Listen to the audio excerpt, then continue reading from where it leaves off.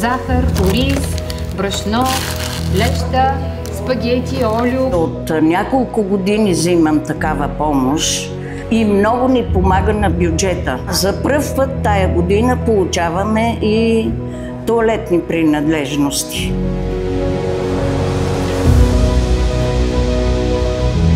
Две млади хубави момчета ще ми помогнат, а после и ще готвят.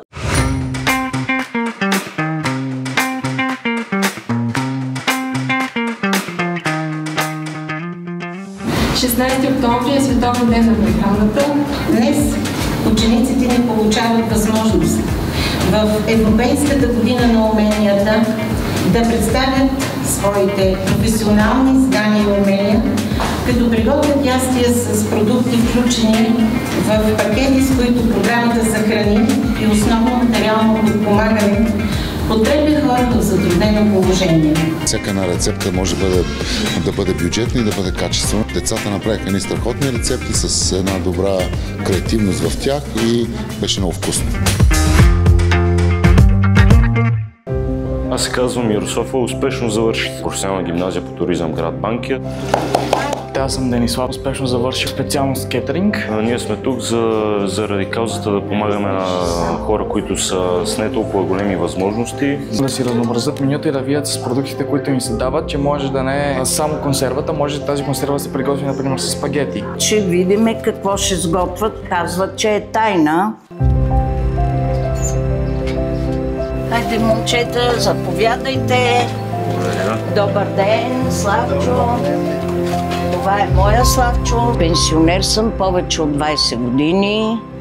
Била съм детска учителка. Малката пенсия, която взимам, ми е горе-долу достатъчна. Аз съм научена по-скромно да живея. Мислим да стигне зимата и за тока, и за храната. Над 150 лева даваме всеки месец за лекарства. Момчета, сега кажете какво ще сготвите. Днес сме ви приготвили риба плакия.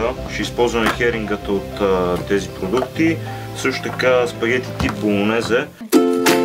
И с такива продукти може да се направи нещо интересно. Има риба и реших да направя една класическа рецепта, малко променена. Реших да сготвя спагети болонезе с говеждо собствен сос. Лесно се сготви, отнема много време и е вкусно. Бабуани, днес сме ти донесли един подарък, една престилка, защото мисля, че... Съм от вашия екип, ще готвим заедно. Ще помагаш, ние ще помагаме. Да. И се надяваме всичко да стане както вкусно трябва. Тая европрограма ни помага да живеем малко по-спокойно. Това е боб, това е леща, това е брашно. Даже и овка си правя, банички. Така че добре ми идва. Всички обелки, отпадъци от зеленчуци, всичко се слага в бульона. Научих нещо ново от вас, момчета, че и от отпадъците стават вкусотийки. Нулев отпадък.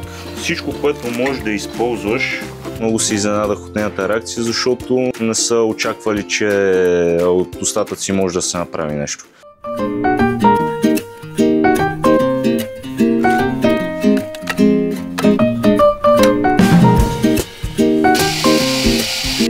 Може да използваме соса за да го прибавим към зеленчуците.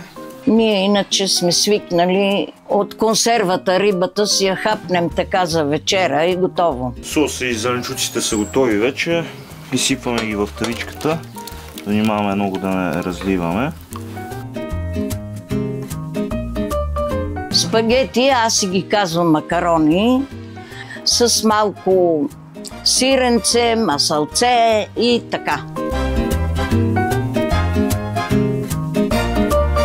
Сосът е готов. Баба Ани, ще да го изпробваш? Да. Заповядай. Мерси.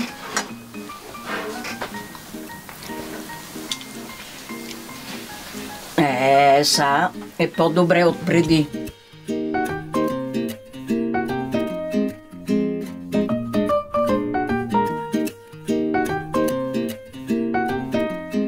Леле, каква красота е първо. Аз мислех, че тия белички неща са от варено яйце, а вие сте ги направили от печен крумит.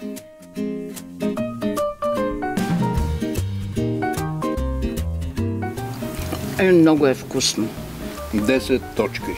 Днеска имаше показно, обогатих се, човек се учи докато е жив. Хареса ми техната усмивка, техното удовлетворение. Ми капеше мед на сърцето. Много останах доволен.